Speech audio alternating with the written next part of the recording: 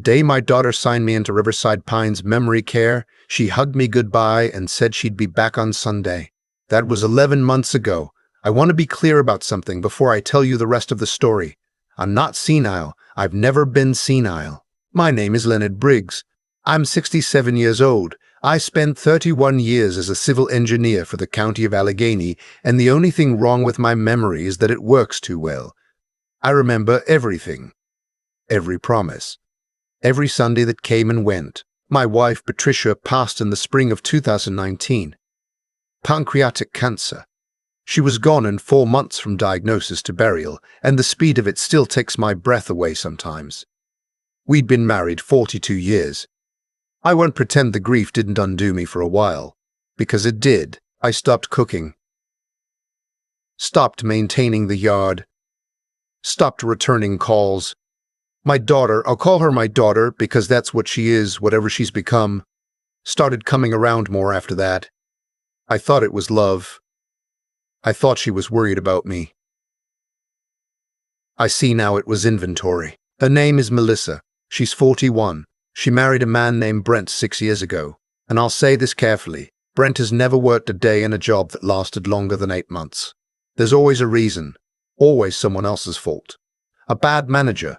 An unfair review, an industry that didn't appreciate him. Melissa makes decent money as a pharmaceutical sales rep, but Brent's appetite for a certain kind of life, the kind with a leased BMW and weekend trips to Nashville and kitchen renovations he researches for months, but never finishes, that appetite runs faster than her paycheck. After Patricia died, I let Melissa help me with some paperwork.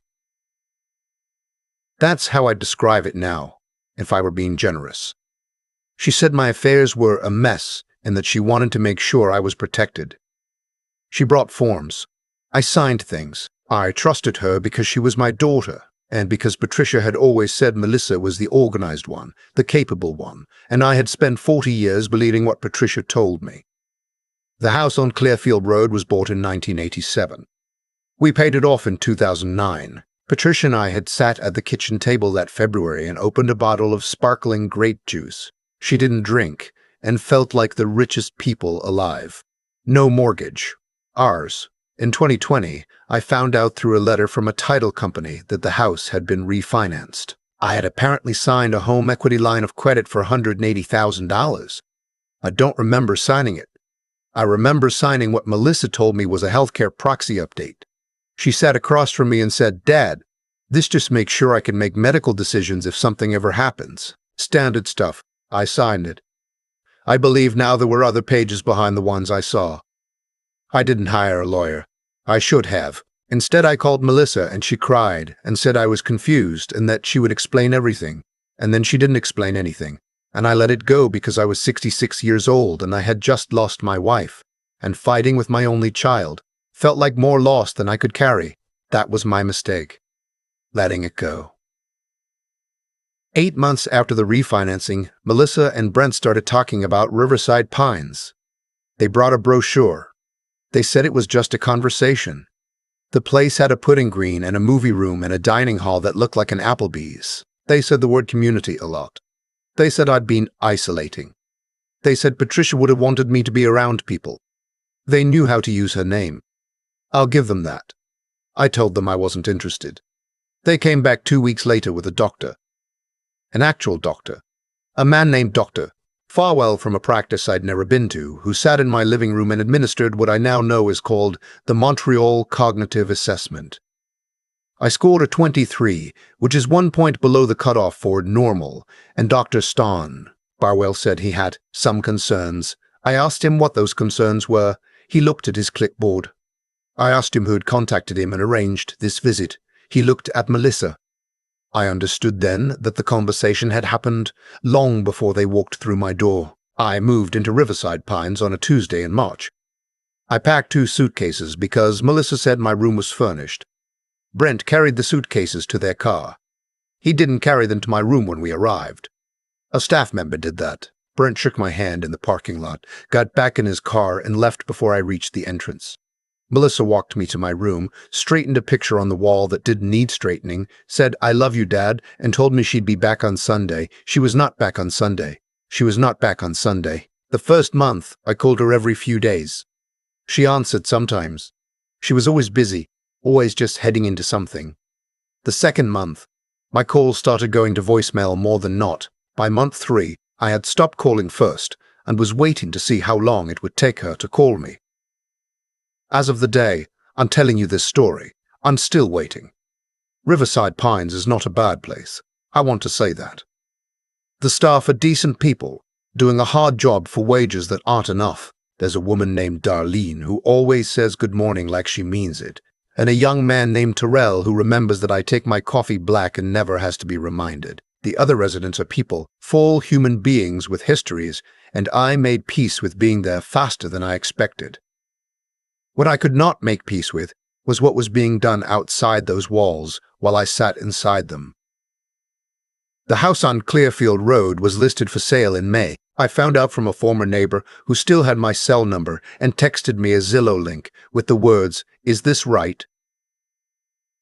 I stared at that listing for a long time. $410,000. Our house. The house where Melissa learned to ride a bike in the driveway, where Patricia planted the rose bushes along the back fence every spring.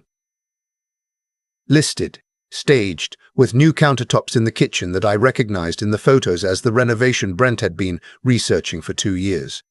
They had completed the renovation, with the equity line, and now they were selling the house that was supposed to be mine. I went to the front desk that afternoon and asked to use the phone to call my attorney. I didn't have an attorney, but I knew I needed one. His name was Howard Gresh, and I found him through legal aid referral, because I no longer had ready access to my own bank accounts, and I wasn't sure what I could afford. Howard was 64, semi-retired, wore the same brown blazer every time I saw him, and had the kind of unhurried competence that I've come to believe is rarer than it should be. He listened to me for 45 minutes without interrupting. Then he said, Mr. Briggs, I want to look at some documents before I tell you what I think." He looked at the documents. What I had signed was not only a healthcare proxy, there was a durable power of attorney in that stack, buried between 2 other pages that gave Melissa legal authority over my financial affairs in the event of incapacitation. Dr. Farwell's assessment, Howard explained, had been used to establish that incapacitation. One below-threshold cognitive test, obtained through a doctor my daughter had personally contacted, administered in my own living room under conditions designed to produce anxiety and confusion, had been the instrument that unlocked everything. I sat in Howard's office and felt something I can only describe as cold clarity. Not rage, not grief. Just a very clean, very still understanding of what had happened to me and who had done it. "Can I get my house back?" I asked. Howard was quiet for a moment. "The sale hasn't closed yet," he said. "That matters. The listing had been up for 3 weeks. In the current market," he said, "we had some time, but not much." He filed an emergency motion to contest the power of attorney on the grounds of fraudulent inducement and conflict of interest. And he contacted the title company to flag the pending sale. It was a long shot. Howard told me that plainly. The paperwork appeared to be in order. Melissa had covered her tracks. It was during this period, while I was waiting, that I met Oscar. He was seated in the sunroom one afternoon when I came in to read, and he was doing something I had not seen anyone do in that room before. He was reading a contract, actual printed contract pages, the dense, single-spaced kind, with a pen in his hand making notes in the margins. He was 81 years old, and he read without glasses, and he wrote in the margins with the focused precision of someone who had spent decades meaning exactly what he said. I sat down across from him without thinking about it. He looked up. I said, "Sorry to interrupt." He said, "You're not interrupting. I've been doing this for 50 years, and I've learned that some problems think better with another person in the room." His name was Oscar Tillman. He had retired 12 years earlier as a senior partner at a corporate law firm in Pittsburgh. He was at Riverside Pines not because his family had put him there, but because his wife had died 2 years before, and he had, by his own description, tried living alone for 6 months and found it uncongenial. He had a son in Seattle and a daughter in London and spoke to both of them every Sunday. He was there by choice. The distinction mattered to him, and he stated it clearly within the first 10 minutes of knowing me, and I understood why. I told him about Melissa. I didn't mean to tell him everything, but he had a way of asking the next question that made the next part easy to say, and before the sunroom emptied out, I had told him all of it. The power of attorney, the refinance, the cognitive test, the house listing, Howard Gresh. Oscar set down his pen. He looked at me the way a doctor looks at an X-ray, not with feeling exactly, but with the particular attention of someone for whom facts are real and consequential and deserve to be seen clearly. Howard Gresh is a good man, he said. I asked him if he knew Howard. He said they had crossed paths twice over the years, and that Howard's instincts were sound, but his resources were limited. Then he asked if I would object to him making a phone call. The phone call was to a woman named Sylvia Okafor, a partner at a firm in downtown Pittsburgh that specialized in elder law and financial exploitation cases. I had never heard of Sylvia Okafor. She apparently had a 4-month waiting list. Oscar got her on the phone the same day. What Sylvia found when she reviewed the documents changed the shape of everything. The doctor Melissa had used, Dr. Farwell, had a history of providing cognitive assessments for families seeking to establish legal control over elderly relatives. He had been named in 3 previous complaints with the state medical board, none of which had resulted in formal discipline, but the pattern was documented. More importantly, Sylvia found an irregularity in the notarization of the power of attorney. The notary's stamp had been applied before the witness signature, which under Pennsylvania law rendered the document procedurally defective. It was a small thing, a sequence error, the kind of thing that gets missed when you trust your daughter. The emergency motion succeeded in pausing the sale. The power of attorney was challenged in court and declared invalid. The HELOC, the $180,000 home equity line, became the subject of a separate civil claim for financial exploitation of a vulnerable adult, which in Pennsylvania carries both civil and criminal exposure. Melissa called me the evening the court order was served. I let it go to voicemail. She left a message.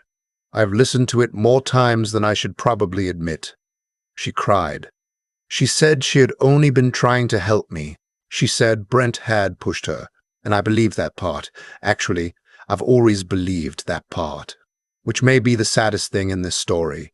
She said she was sorry. She said she missed me. She said she didn't know things had gotten as far. I played the message for Oscar the next afternoon in the sunroom. He listened to the whole thing. Then he said, "What do you want to do?" I thought about Patricia. I thought about the Rochish bushes. I thought about the fact that Melissa had not come on a single Sunday in 11 months, not a single one, and that I had stopped waiting and hadn't told her. I thought about the kitchen in the photos with the countertops Brent had always wanted. I want my house back, I said, and I want her to know why. The house did not sell. The listing was taken down after the court order froze the transaction. The civil claim is ongoing. Sylvia believes we will recover the equity that was drawn against the line, or most of it. The power of attorney being voided means Melissa no longer has any legal authority over my finances or medical decisions. I have updated my estate plan with Sylvia's guidance, and I have named Oscar, who had to be talked into it 3 separate times, as my healthcare proxy, a temporary arrangement, until I can establish the appropriate legal structure. He accepted on the condition that I stop being, in his words, aggressively self-deprecating about your own judgment. I told him that was a reasonable condition. I moved back into my house on Clearfield Road on a Thursday in February. Terrell from the care home helped me carry boxes to my car, which I thought was above and beyond, and I brought him a gift card to Eaton Park as a thank you, which he tried to refuse. Darlene gave me a hug in the lobby that lasted long enough to be genuine. I drove myself home. The rose bushes Patricia planted are still there. They look rough after a winter with no one tending them, but they're not dead. I know enough about rose bushes, from watching Patricia all those years, to know that rough and dead are not the same thing. I've been cutting them back, clearing the dead canes, and I expect them to come in the spring. Patricia always said they were harder to kill than they looked. Melissa sent a letter in January through her attorney opening the door to negotiation. I haven't responded. That isn't hostility. I want to be precise about that. It is simply that I have spent a year being reactive, responding to things done to me, defending myself on timelines that someone else set, and I am choosing, for now, to move at my own pace. If there is ever a conversation to be had, I'll be the one to decide when it happens. What I know now that I didn't know a year ago is this: the paperwork matters. The documents you sign matter. The people in the room when you sign them matter. I was a civil engineer for 31 years, and I understood load-bearing structures and material tolerances and the difference between what looks solid and what is solid. And somehow I did not apply any of that to the legal architecture of my own life. I trusted instead. That's a reasonable thing to do with people you love. It is also a vulnerability that certain people will use. The other thing I know is this: there are strangers in the world who are better to you than family sometimes. Not because they owe you anything, not because they're getting something in return, but because they are the kind of person who sees someone being wronged and finds that intolerable. Oscar Tillman did not have to make that phone call. He had his own work on that table in front of him, his own pages with his own margin notes. He looked up, listened, and picked up the phone. I don't have a framework for that kind of generosity that doesn't embarrass itself trying to explain it. I just know it happened, and I know what it meant. I take my coffee on the porch most mornings now. The street is quiet before 7. Some mornings, the neighbor's dog comes to the fence, and I give him a biscuit from a box I keep by the door, which the neighbor doesn't know about, and which I choose to believe he'd approve of. The birch tree in the front yard needs trimming. The gutters are due to be cleaned. There's a crackle on the driveway apron that I'd been watching, and that isn't structural, but will be someday if I don't address it. I know how to address it. I've known how to fix things for a long time. I just needed to remember that I still could. There's a crackle on my driveway apron that I've been meaning to fix. I know exactly what caused it. Water got under the edge, froze, expanded, and over time broke what looked solid from the surface. That's how a lot of damage works. It doesn't announce itself. It gets in through the small gaps you left open. I think about that when I think about what happened to me. I didn't lose my house because my daughter was a stranger. I lost it, almost lost it, because I trusted someone with access to all my gaps. She knew when I was grieving. She knew I wasn't sleeping. She knew I'd sign what she put in front of me, if she said the right words in the right order, and used her mother's name carefully. What Melissa did wasn't random cruelty. It was a long and patient exploitation of love. That might be the hardest part to sit with, but here's what I've come to understand. The consequences that found her weren't luck, and they weren't punishment handed down from somewhere outside the situation. They were the direct result of her own choices running into the reality of what those choices actually were. She built something on a fraudulent foundation. A notary stamp out of sequence, a doctor with a pattern of complaints, a power of attorney that couldn't hold up to scrutiny, and structures built wrong don't hold. I spent 31 years understanding that principle in concrete and steel. It applies everywhere. Oscar didn't save me because the universe sent him.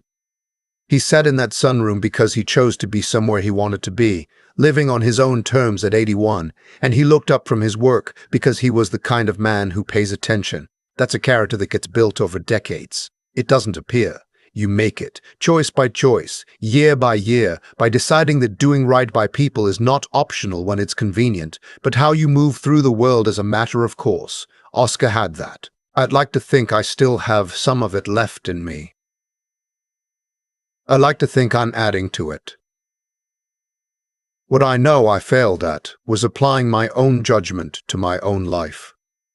I knew how to read a structure.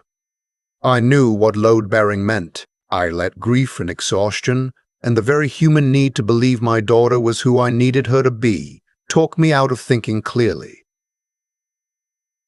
That's not a character flaw I'm ashamed of. It's a lesson I paid a significant price to learn, and I intend to keep paying attention to it. The thing about Sylvia finding that notary error, that didn't happen because someone got lucky. It happened because Howard Gresh knew his limits, and Oscar Tillman knew who to call, and Sylvia Okafor knew what to look for because she'd spent years looking for exactly that kind of thing. Competence applied with integrity in the service of someone who couldn't fully defend themselves alone. That's what turned it. I take my coffee on the porch now and I watch the birch tree and I think about Patricia's rose bushes coming back this spring. Rough isn't dead. I know that. I've always known that. Some things just need someone to clear away the dead growth so the living parts can do what they were always going to do. I'm 67 years old. I have time to do this right.